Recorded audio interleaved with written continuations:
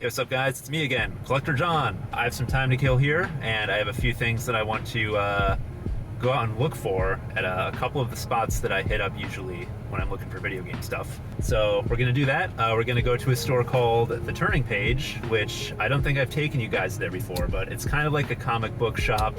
But they do have some video game stuff there, and I like to check it out every so often. And actually, the thing that I'm specifically looking for there is third-party original Xbox controllers. Because I'm sick in the head, and I decided that I need some third-party Xbox controllers. I think I'm actually going to use them for video, but I remember the last time I was in there, they just have these huge bins filled with controllers and just random stuff. I think I remember seeing third-party Xbox controllers in these huge bins that they had. So we're gonna go check that out, and also probably hit up Mega Media Exchange. The other thing that I'm looking for today is just super cheap Game Boy Advance games. I'm heading out of town for a couple days, and I want a couple new things to play on my Game Boy Advance. And whether I think they look good or not, if they're cheap, I'm probably gonna buy them. Yeah, that's what we're looking for today. So yeah, we're gonna head on over to The Turning Page, and then we'll see you guys there.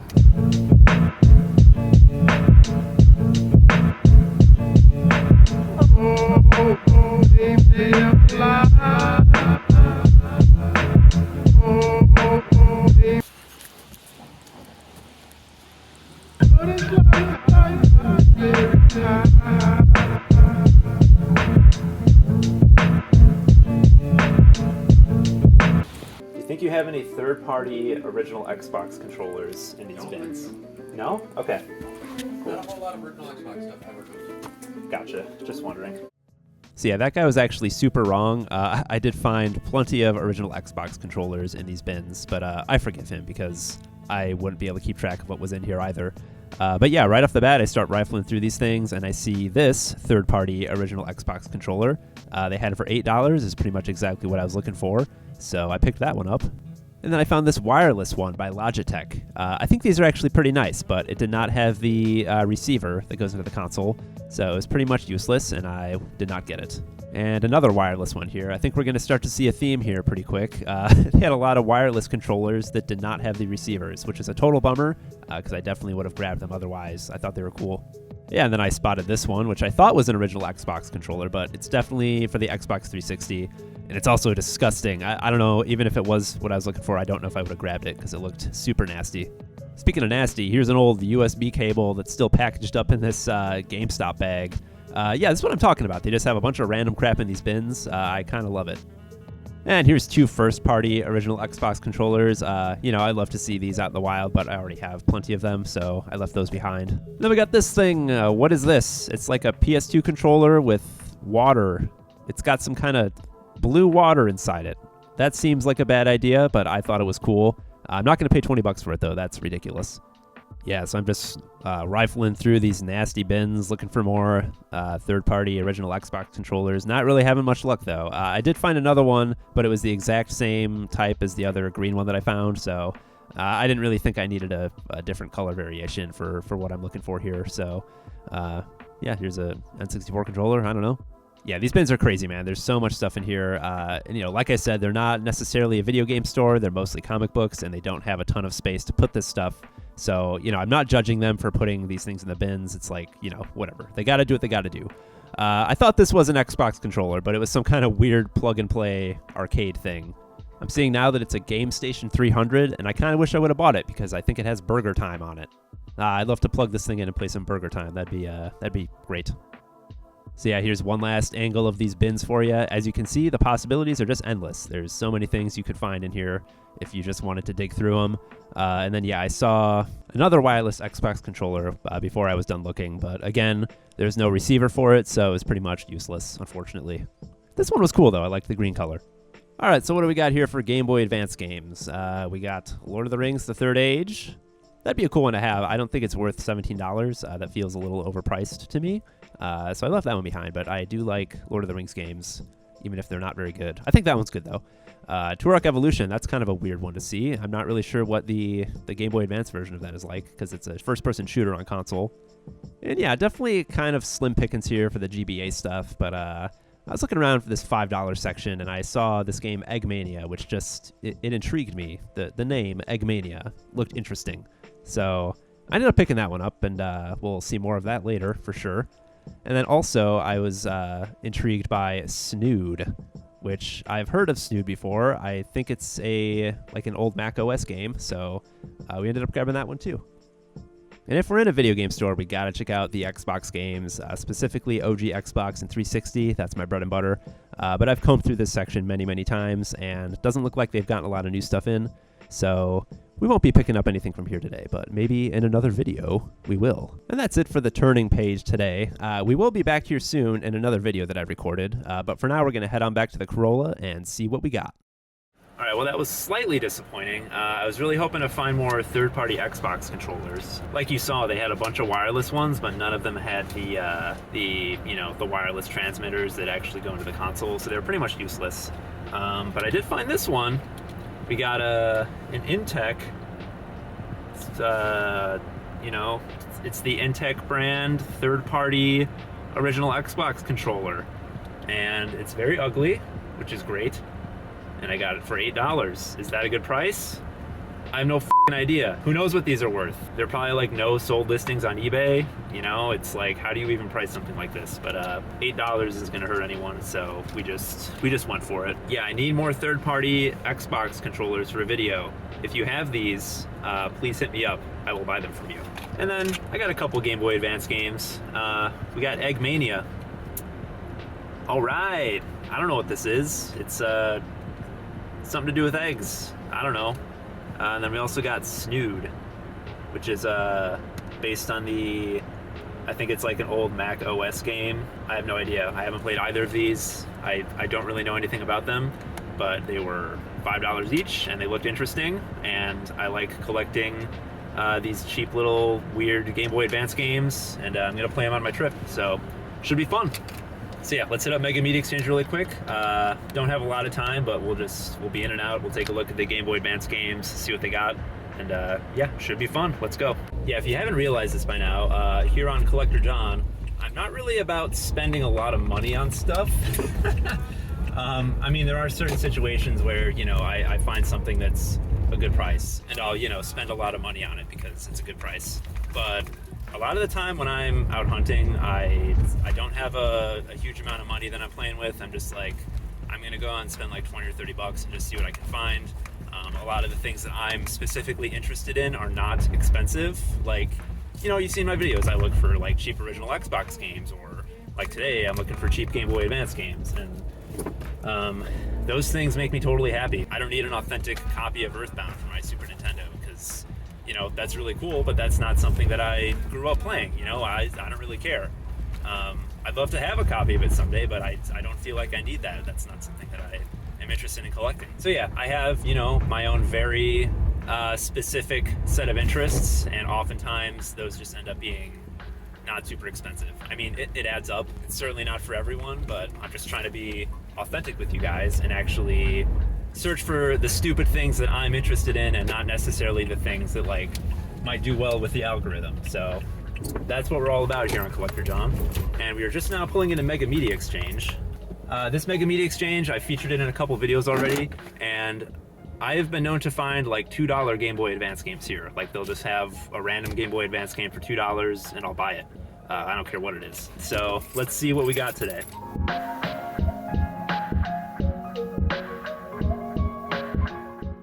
Good old Mega Media Exchange. They don't have the best selection or the best prices, but they're 2 blocks away from my apartment, so I'm here all the time. You know what? I find good stuff here pretty frequently, so I'm not complaining. Anyway, here's the Game Boy Advance section. As you can see, they have plenty of cheap titles to choose from, which is exactly what I'm looking for today. And I was intrigued by this new one they had in, Fire Emblem: The Sacred Stones, but why would I drop 40 bucks on that when I can get Great Outdoor Games Bass 2002 for $3? We're gonna get that one instead. Can someone tell me why Elf is $14? That just seems like it should be cheaper, but I don't know. People are weird, man. People spend money on weird stuff.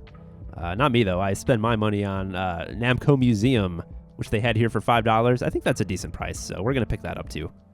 And if I had any self-respect at all, I would buy this $20 copy of Super Mario Advance. That is not a bad price at all, but I'm just feeling so cheap and thrifty today. There's no way I'm spending $20 on a game when I can get Disney's Winnie the Pooh's Rumbly Tumbly Adventure for $3. Oh man, okay, we're gonna get that one, I guess. All right, well, we found a couple things in there, and now it's super dark outside, so let me turn this light on. Oh yeah, I look good. I look good in that lighting. All right, so we got Namco Museum, which is pretty cool. I'm not sure what, I know these are just like compilations of older Namco games. Not sure exactly what's included on it, but that'll be a cool one to have. I'm sure there's some good stuff on there. And that was $5, so that's cool. We got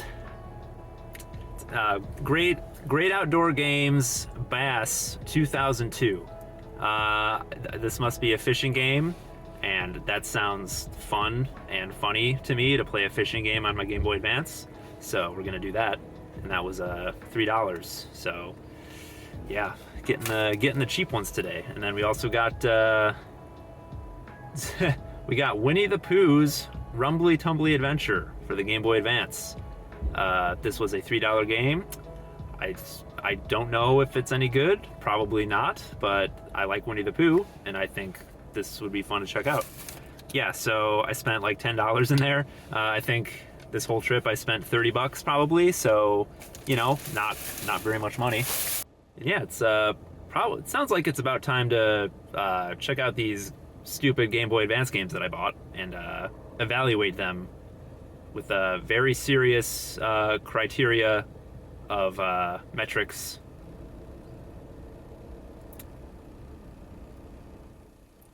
Back to the studio.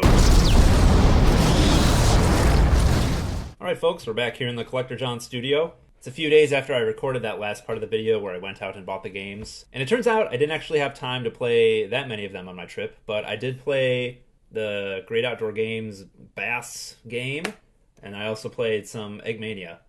So we'll check those out really quick, maybe do one of these other ones as well. But yeah, let's hop right into it. Let's try some of this Great Outdoor Games Bass 2002.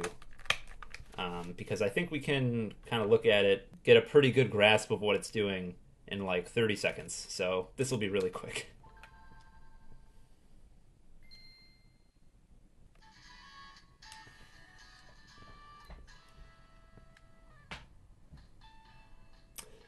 Alright, so I like the intro for this game. It gives you some very nice JPEGs of just kind of a freshwater lake fishing experience. You know, you got a fish in the net, a fish jumping out of the water, some other stuff, a boat. Yeah, it's nice. I like it. It's pleasant. And yeah, I played about an hour of this game, and I can tell you, it's a very shallow experience. Yeah, this game, there's really not a lot to it. A couple different modes here, tournament, free fishing, a versus mode. We'll just do the free fishing mode because that's nice and easy. But yeah, you got a couple different locations you can select. We'll go to the lower Saranac, point 1, I guess. Yeah, and you know, you're out on the lake here, you got your fishing pole, you press A to cast, and you get this little meter. You want the meter to be at the max side, so we'll try to get that. Alright, that was fine. So once you do that, you're going to press A to reel in your reel, and the fish are going to come and get it. Usually they come. Yep, there we go, we got a fish on. So then you tap A some more. Oh, I snapped that one right off. Sometimes that happens. Usually it's good though. We'll try it again. I just want to catch one fish and then we'll be done because there's really not much to show with ESPN Great Outdoor Games Bass 2002. Come on, fish. All right, we got another fish. This one's strong. So you're trying to tap A to reel it in without making that meter go all the way up, because if it goes all the way up, you're going to snap your line and that's no good. Just like reel fishing. And yeah, we caught that fish. That's a, what do we got? We got a small rainbow trout. Yep, so that's that's ESPN Outdoor Games Bass 2002. That's the entire game. I played a whole hour of this somehow. I don't know why I did that. All right, let's try Eggmania. This game is actually pretty cool. All right, pretty nice looking menu screen here. Overall, I think this game has a really nice look. I like the way it looks a lot. I think the eggs look cool. You got all these different egg characters to choose from. We got Eggy, Spike, Astro, Funky, okay, Coolio. Yeah, very cool. I like Spike, so we're gonna play as Spike. And yeah, essentially this game, it's kind of a twist on the old Tetris formula. You're kind of running around and collecting the Tetris bricks as they fall, and then laying them down with your character. And yeah, like I said, I think it has a really nice look to it. I love the way these backgrounds look, along with the character designs. I think those are pretty cool. Yeah, I like this Halloween themed one a lot. I think it's super nice looking. Yeah, and it's it runs really smooth. The controls feel tight and snappy. I like the animations a lot when you're like laying those blocks down. I think that looks super good. Whoops, missed that one. And yeah, you're just trying to kind of build. I mean, it's not exactly like Tetris because you're trying to build it taller. You're not, at least in this mode. Whoops, I totally messed that up. And I think the other modes probably there's a little more to it than just like trying to build up to the top of the level. But this mode that I'm playing, that's pretty much all it is. I think it's really fun. I think this game is super cool. I like just the twist on that Tetris formula. I like the way it controls. I like the way it looks. And for $5, really can't go wrong with this title. I think it's really good. And I think there's also a version on the GameCube and maybe the PS2. But I know there's a console version as well. But I like this handheld version of it. I think it's a really good way to play it. And yeah, that's Eggmania. It's a lot of fun. I recommend it. I don't know about you guys, but I'm curious about this Winnie the Pooh. So we're going to throw that in and see what it's all about. Uh-oh. This one's not working. All right, I got this thing all cleaned up. We're going to try again, and hopefully she boots up this time. All right, cool. Yeah, Game Boy Advance games are pretty easy to clean. You can just open them up with any tri-wing screwdriver. Just kind of clean the contacts with a Q-tip and some isopropyl alcohol.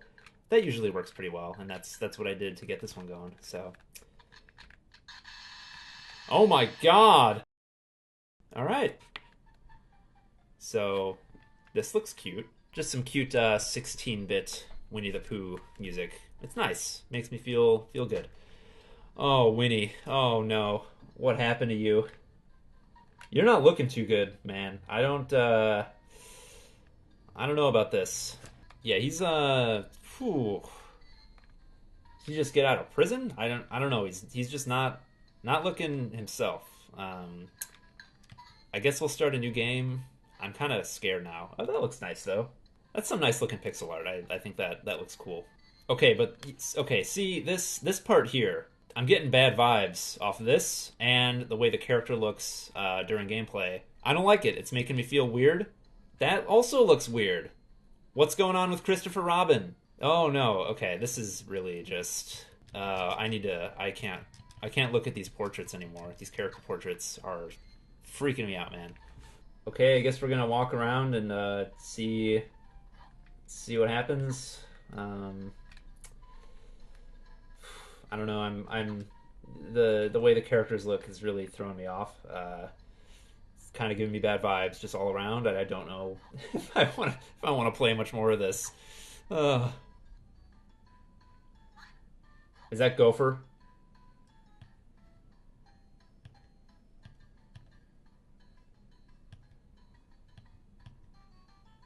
No! No, don't. Gopher! What did they do to you, man? They look so weird. Okay. I'm gonna just brave a little more of this for entertainment purposes, not because I actually want to play it. Oh, God. Look how they massacred my boy. Jesus Christ. Okay, we need to use this key to open the door. Keys Open Doors by Clips. Okay, so we got this door open. Oh god, Piglet. I don't want to see what Piglet looks like either. Oh. Oh, Kanga, please. Okay, I mean, she still looks weird, but not quite as bad as the other ones. Pooh, like Winnie the Pooh, his character portrait, he looks like he's like trapped in a dark cell. Like just the lighting on his head looks freaking weird, and just everything, it's just wrong. I don't know, man. This controls like shit too. I don't know. Pooh moves so slow, man. Like I know he's Winnie the Pooh. He's a big old bear, but it's not fun to move this character around. I don't know, man. This just seems like one of those games that a parent would buy their kid to make them shut up. And Gopher's too much, man. Okay, I think I'm done with this. I'm not saying that I gave this a fair shot, but I don't want to play this anymore. I had a little, maybe slightly higher hopes for it. I knew it probably wouldn't be good, but this is not fun to play. So I do not recommend this Winnie the Pooh game. Let's just try Snood really quick. I just want to see what Snood is, and yeah, then we'll call it. We don't need to play Namco Museum because you know what Namco Museum is. All right, pretty good title screen, pretty good music. I'm digging it. We'll do some single player. Oh my. All right, how you doing? Okay. Okay, so I don't know what I'm doing. Oh, we got something here. I lost. Okay. I think I have a handle on it now. Let's try again. Okay, so you just want to, like most puzzle games, you're just trying to align colors. So yeah, this is pretty fairly simple, I think, now that I know what's going on. It's just kind of hard to aim. I guess that's the point, is like, maybe you need to get 4 of them in a row. That makes sense, or 3 of them. Uh-oh. Okay, yeah, so you need kind of 3 clustered up to make them go away. Pretty standard puzzle game stuff. Hey, we did it! We did it. Yeah, this seems cool. I don't know. Oh, uh-oh. I like the music. This music is pretty sick. It's like some industrial 8-bit techno. Oh! Okay, that didn't work out how I wanted it to, but that's fine. Oh, nice. That was really good. I'm good at this game. Okay, that's Snood. That seems cool. I don't think I like it as much as Eggmania, as far as handheld puzzle games go, but that seems fun. I would play some more of that if I was bored on a Sunday or something. Yeah, so those are my pickups. We're not going to do anything with that Xbox controller because I'm saving that for another video. But, yeah, I paid, like, maybe a little under $20 for all of these Game Boy Advance games, and a couple of them are really fun, and I feel good about the prices that I got them for. I feel good about having them in my collection, so, that's what it's all about. What else can I ask for? But yeah, I'm Collector John. Thanks for watching. We'll be back soon with more videos about collecting video games and other cool stuff, whether it's good or bad. I'm going to be out there collecting it if I want it. So yeah, stay tuned for more of that, and like and subscribe. Leave me a comment if you liked what you saw, and we'll see you soon. Peace out.